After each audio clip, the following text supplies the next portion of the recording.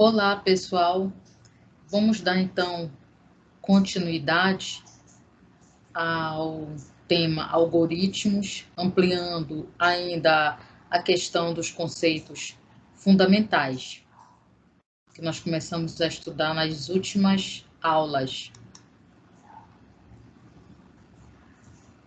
Bem, como nós sabemos, né, eu já falei sobre isso com vocês, o conceito central da programação, da ciência da computação, é o conceito de algoritmos.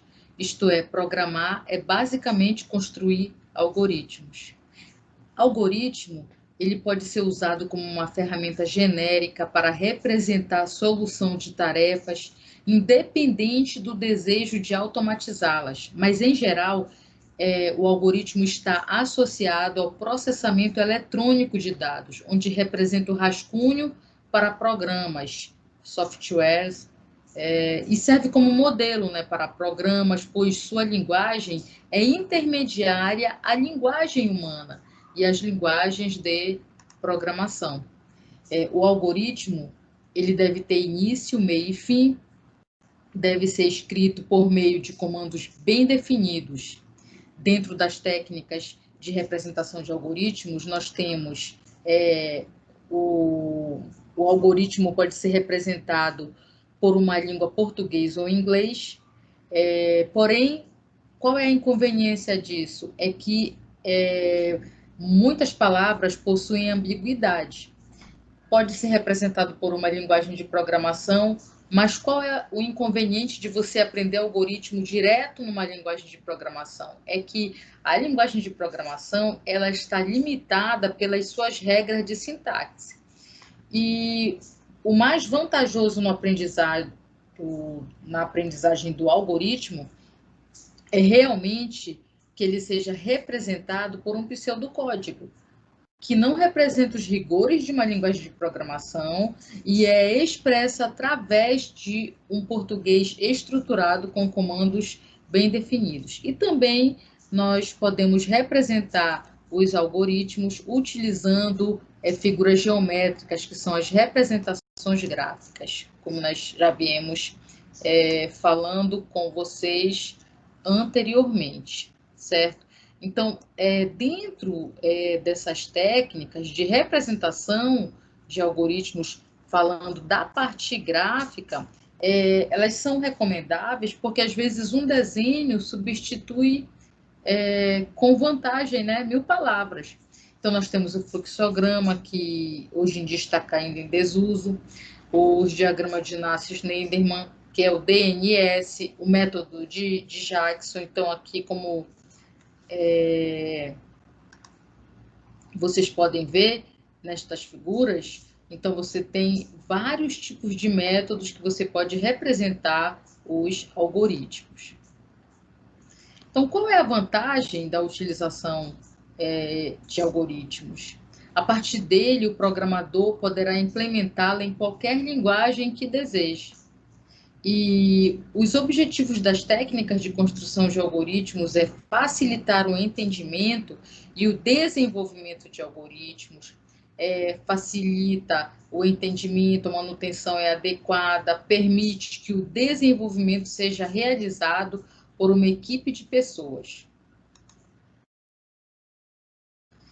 Então, pessoal, dando continuidade, né, a essa questão que nós estávamos falando, então, nós começamos a falar sobre a questão da declaração das variáveis. Então, nós já havíamos falado na aula passada sobre a questão dos identificadores, que representam os nomes escolhidos para rotular as variáveis, procedimentos e funções, né?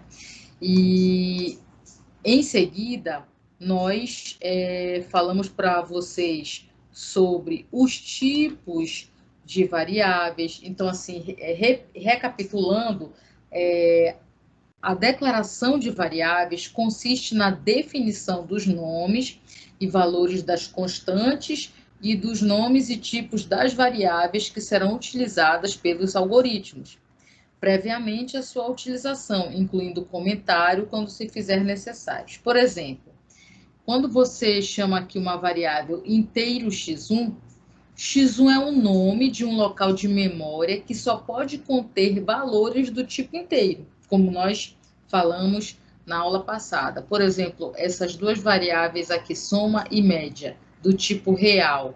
Quer dizer o quê? Que nós estamos reservando um espaço de memória que vai conter apenas valores do tipo real nessas variáveis que tem o nome soma e média. E assim por diante.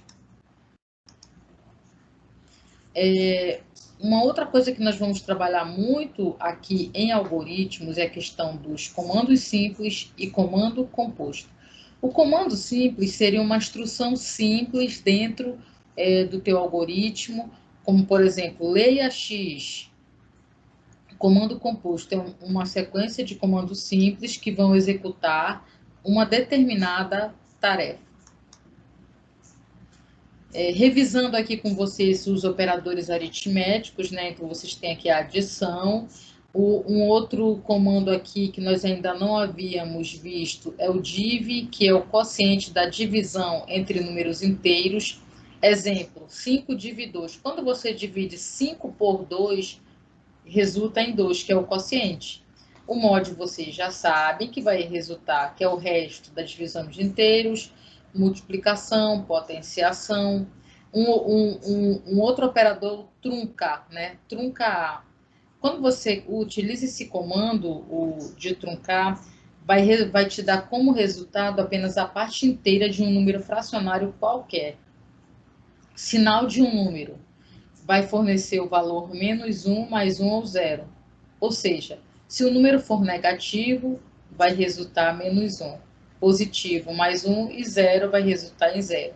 E a redonda vai transformar por arredondamento o número fracionário em um número inteiro, tá bom? Funções também que nós já conhecemos, que nós vamos trabalhar aqui em algoritmos, são as funções mais comuns da matemática. Logaritmo, seno, valor absoluto, certo? Parte inteira de um real, arredondamento, raiz. Em alguns, se for raiz quadrada, em alguns pseudocódigos utiliza o SQRT, que eu já comentei com vocês. Os operadores relacionais, relembrando aqui, ó, igual, menor, menor ou igual, diferente, maior, maior ou igual, né, que são utilizados para relacionar variáveis ou expressões, resultando num valor lógico verdadeiro ou falso, né? Então, nós colocamos aqui dois exemplos, né? Então, aqui, por exemplo, olha, você tem aqui a variável num, que recebe 10. A variável nome, que recebe Paula. E aí, temos uma afirmação aqui. Num é menor que 6. É falso, certo? Porque 6 não é maior que 10. Nome é menor que Zazá. É verdade. Paula vem antes que Zazá. 2 vezes 6 é maior ou igual a 7? Verdadeiro. Então, olha essa outra variável. Variável achou que recebe falso. Num recebe 9. 1 é maior que 9 e 20 é maior que 3. Ó. 1 maior que 9 é falso e 20 maior que 3 é verdadeiro. Lembram que nós falamos na aula passada? Falso e verdadeiro é igual a falso. Não achou. O não é o not. Not achou. Ó. Não falso é verdadeiro. 4 é maior ou igual a 5, ou 5 é maior ou igual a 3. Um dos dois tem que ser verdadeiro. Então, o resultado verdadeiro. Num, que é 9, é menor que 3, ou num é menor que outro, os dois são falsos, então o resultado é falso. Comando de entrada de dados, né, pessoal? Então, o comando de entrada de dados, geralmente, quando você está trabalhando com programação, esta entrada de dados, ela geralmente é feita por um dispositivo de entrada, que pode ser, por exemplo, o teclado, né? Então, no algoritmo, é preciso representar a troca de informações que ocorrerá entre o mundo da máquina e o nosso mundo. Para isso, nós devemos utilizar os comandos de entrada e saída, sendo que a nível de algoritmo, esses comandos representam apenas a entrada e a saída da informação, independente do dispositivo utilizado, que pode ser teclado, discos, impressora, monitor. Mas sabemos que nas linguagens de programação essa independência não existe. Ou seja, nas linguagens de programação temos comandos específicos para cada tipo de unidade de entrada e saída. Tá? Então, aqui no pseudocódigo, nós vamos utilizar o comando leia, tá? Para que seja o nosso comando de entrada de dados, certo? E o comando imprima ou escreva, pode ser imprime na tela ou na impressora, o conteúdo das variáveis especificadas após o comando, né? E vamos colocar entre parênteses. Então, você pode utilizar o imprima ou escreva, tá bom, pessoal?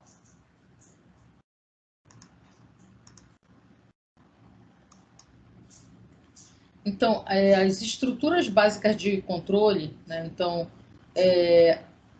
primeira estrutura é a sequência, né? Quando você tem uma sequência de comandos dentro de um algoritmo, né? Então, se você tem uma sequência de comandos, então você pode representar desta forma, né? Então, você tem aqui nós trabalhamos com a questão da representação dos algoritmos.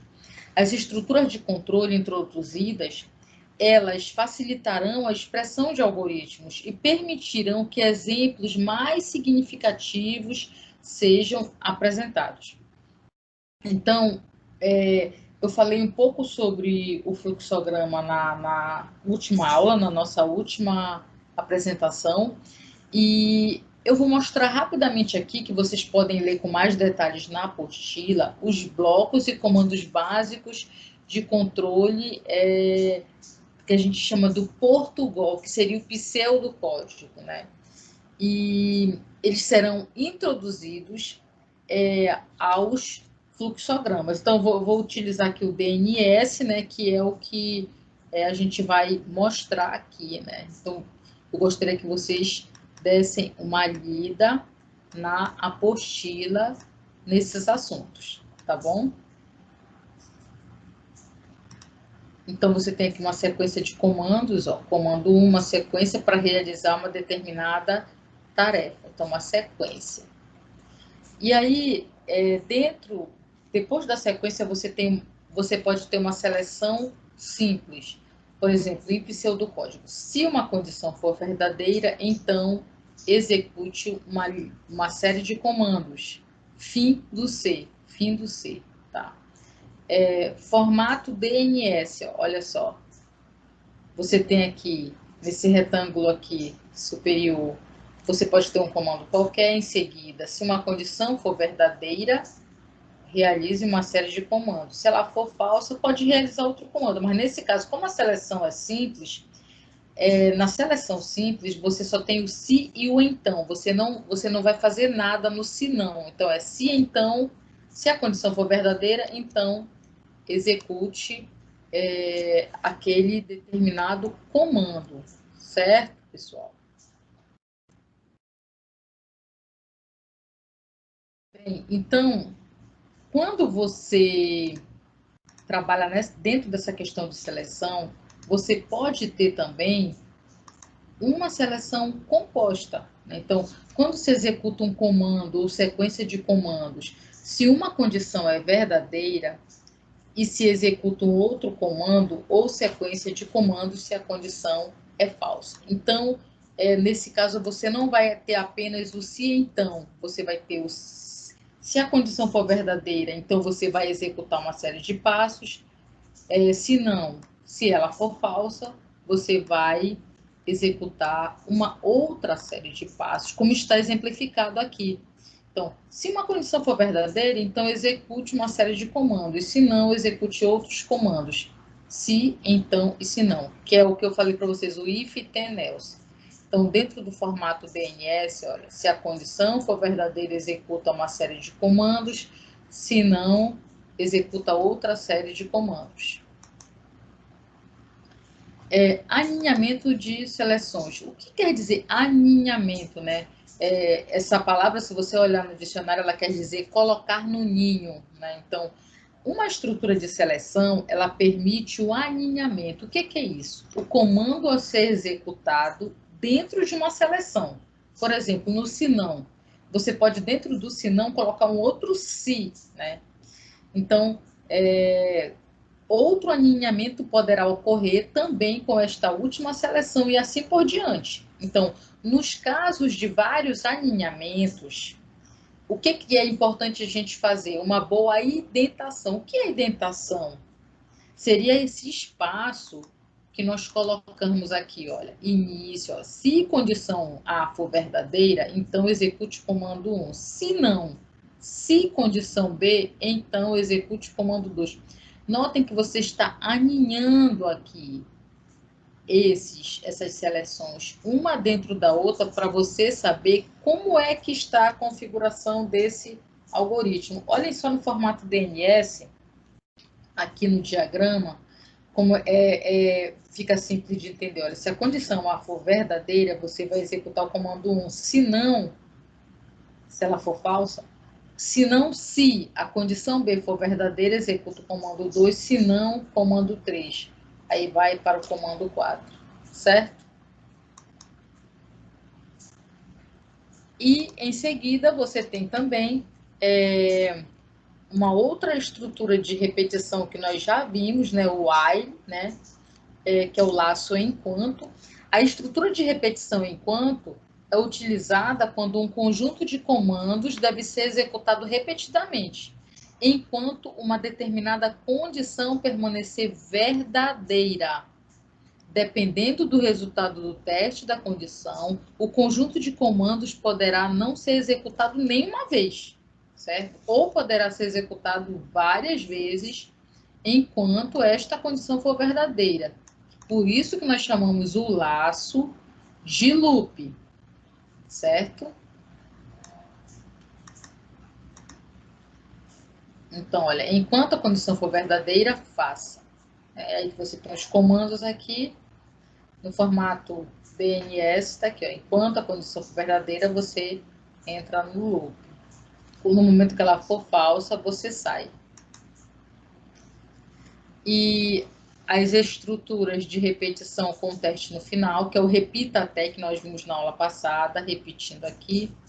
Então, repita C1, C2, até que uma condição seja verdadeira. Ou seja, enquanto essa condição é falsa, você está repetindo. Então, é diferente o conceito do enquanto, certo? Eu vou colocar aqui um primeiro probleminha para que nós possamos começar a pensar sobre como escrever um algoritmo, tá? Então, vamos pensar nesse problema aqui. Escrever um algoritmo para ler o nome e as duas notas de um aluno e calcular sua média. Em seguida, apresentar o nome e a média do aluno. Tá? Então,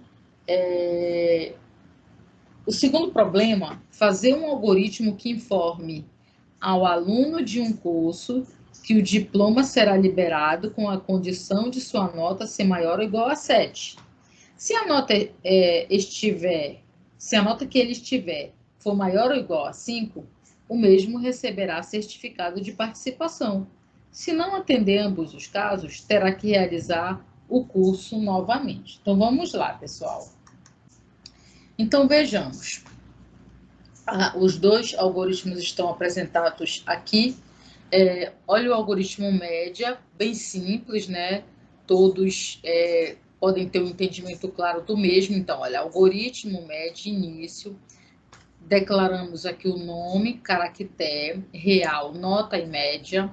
Todas as variáveis que você vai utilizar, você tem que declarar. Então, o primeiro passo no seu algoritmo é fazer a declaração de variáveis, tá?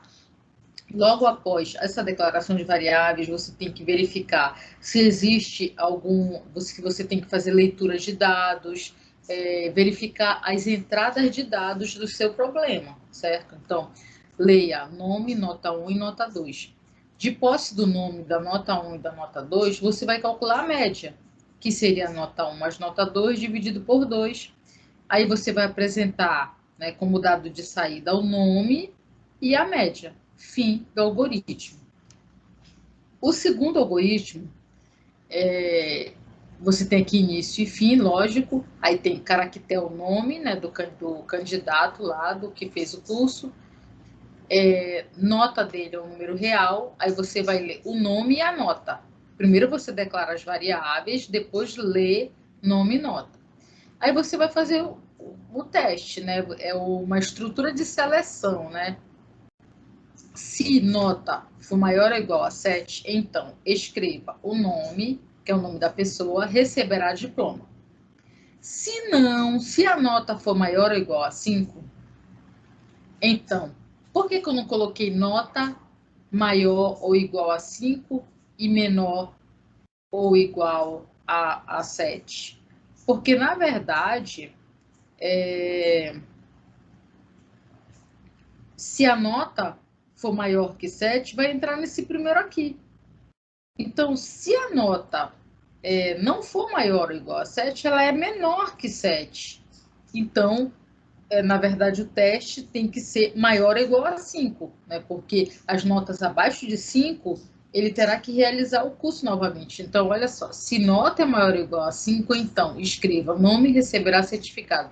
Se não, ou seja, não atendeu nem maior ou igual a 7, nem maior ou igual a 5, então é menor que 5. Então, escreva nome e realizar o curso novamente.